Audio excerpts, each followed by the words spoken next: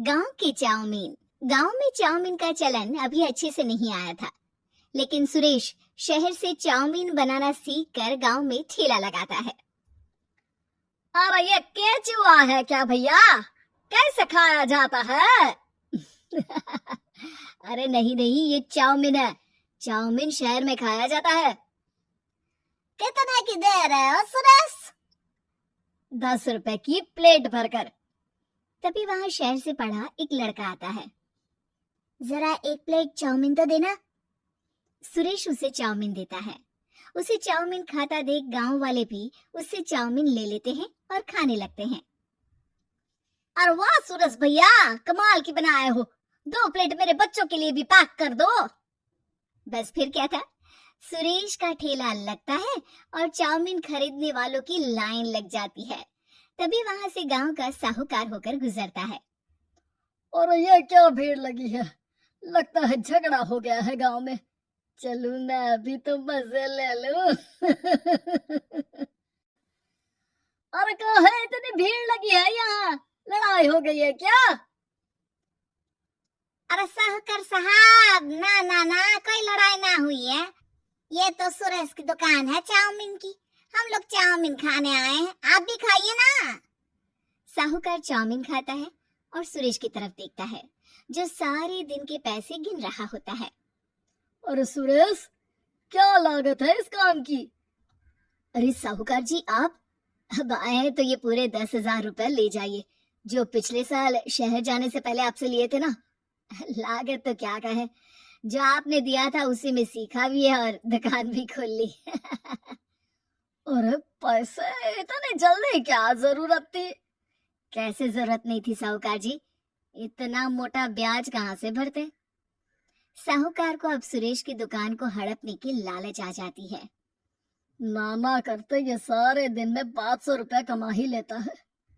अरे गांव में ये ऐसे ही कमाता रहा तो कहीं ब्याज का काम ना शुरू कर दे। अरे भैया, कोई ना कोई जुगाड़ तो करना पड़ेगा।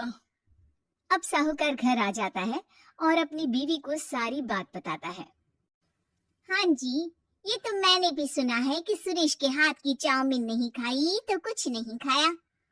अरे हाँ हाँ, सही ही कहते हैं। मैं भी खा कर ही आ रहा हूँ। अरे भाग्यवान है, कितना अच्छा हो ना अगर वो पैसा हम लोगों को मिल जाए। क्यों है? हाँ, वो तो है, लेकिन कैसे? हम लोगों को तो चाउमीन बनाना आता ही नहीं है। साहूकार और उसकी बीवी अब रोज चुपके से सुरेश के घर जाते हैं और खिड़की से उसे चाउमीन बनाते देखते। अब क्या था, दोनों को चाउमीन बनाना आ जाता है। फिर एक रोज, और सुरेंद्र, तुझे साहूकारनी ने बुलाया था। बोल रही थी कि बेटे के जन्मदिन में 10 किलो चाउमीन का ऑर्डर देना है। बना दोगे ना? अरे हाँ हाँ साहूकार जी, मैं जरूर बना दूंगा। कब देना है घर में 10 किलो चाउमीन? अरे वो तो तू घर आकर पता कर लेना, मैं नहीं बता पाऊंगा। ठीक है, शाम को काम निपटा कर आ जाता हूँ। सुरेश साहूकार के घर जाता है, लेकिन वहां मियाँ बीवी मिलकर उसे बंधक बना लेते हैं। अरे मुझे क्यों बांध रखा है? मुझे छोड़ दो। आज से तेरा ठेला मैं लगाऊंगा और बहुत सारे पैसे कमाऊंगा। साहूकार एक आदमी को सुरेश की निगरानी में लगा देता है और वहां से चला जाता है। अगले दिन, अरे साहूकार जी, आप कब से चाउमीन बेचने लगे और अपना ये सुरेश कहाँ गया? और वो तो शहर गया है, उसका कोई काम निकल आया था। बोल रहा था कि जब तक वो ना आए तब तक मैं ही उसके ठेले का काम कर दूं। पैसे भी तो बहुत उधार ले रखे थे उसने। लगता है कर्जा भरने के डर से भाग गया है। अरे पर वो तो बोल रहा था कि उसने सारा कर्जा उतार दिया है, और वो क्यों भागेगा? इतना तो कमा रहा था। अरे मुझे क्या पता। अरे चाउमीन खाना है तो बोलो, नहीं तो भागो यहाँ से। अरे हाँ हाँ, दे दो दे दो। अब तो चाउमीन खाना पूरे गांव के लोगों के लिए आदत ही बन गया है। ना खाओ तो नींद ना आए। हाँ हाँ, तो लो और निकालो 50 रुपए। 50 रुपए क्यों? सुरेंद्र तो 10 रुपए में देता था। अरे वो पागल था, मैं थोड़ी ना हूँ। गांव वाले, जिनको चाउमीन की लत लग गई थी, वो करते भी क्या? दे दो, और ये लो 50 रुपए। लेकिन फिर साहूकार उन लोगों को प्लेट में थोड़ी सी चाउमीन रख देता है।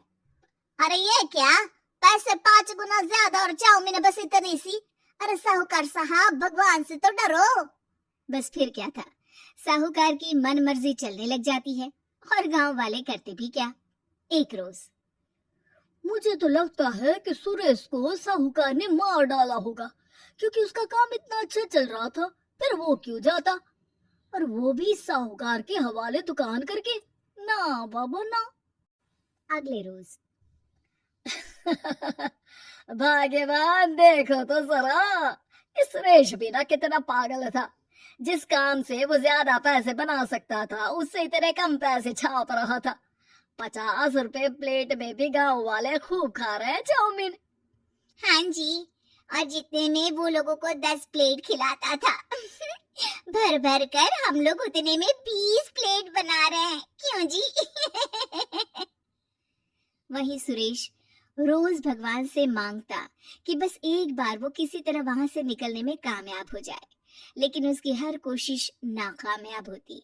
फिर एक दिन, और भाग्यवान, ऐसा कुछ करो कि चाउमीन बनाने का खर्चा आधा हो जाए, जिससे हम लोगों को और मुनाफा हो।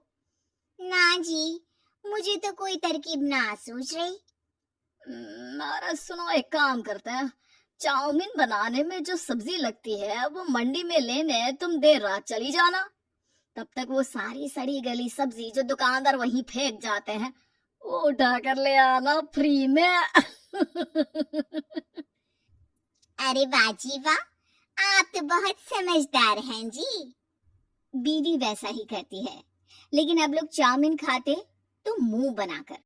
फिर एक बार, अरे राम राम राम, ये पेट में दर्द काहे हो रहा है? आई, आई, आई, आई, आई। हाय रे हाय, मेरा भी पेट दर्द के मारे फटा जा रहा है।